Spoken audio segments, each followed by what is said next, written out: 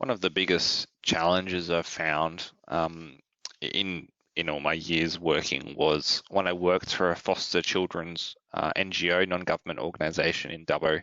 We were doing supervision and respite care with various children from birth to 18 around the Dubbo region at various accommodation.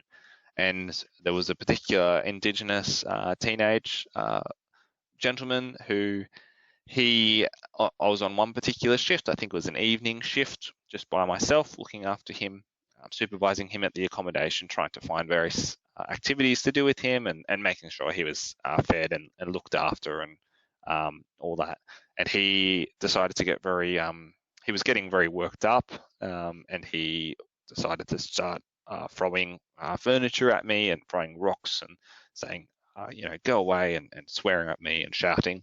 So I just had to stay calm, keep my distance, and just try and wait till he'd calmed down out of that, whatever was going on there.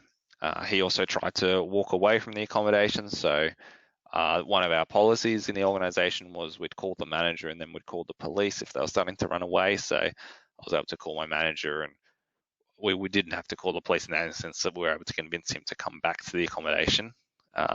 He was away at the time, so just by myself and manager on the phone, I was like, because he'd built rapport with this young man as well, we were able to negotiate there. And and when he had calmed down, I was able to debrief with him as well, ask him, do you think it's appropriate to throw rocks at people and to get upset? And he,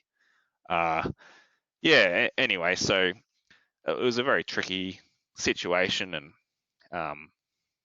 but we were eventually able to find him a really great placement in northern New South Wales with a special program which deals with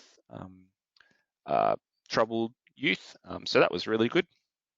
And so I guess, just in those circumstances, trying to stay calm, trying to get to maybe the root cause of the issue. And I think he was trying to test the boundaries with me as well, because I was a male carer and he hadn't had great male role models in his life. And just being a strong, positive role model was something very different. So I think this was his way of sort of testing the boundaries with me.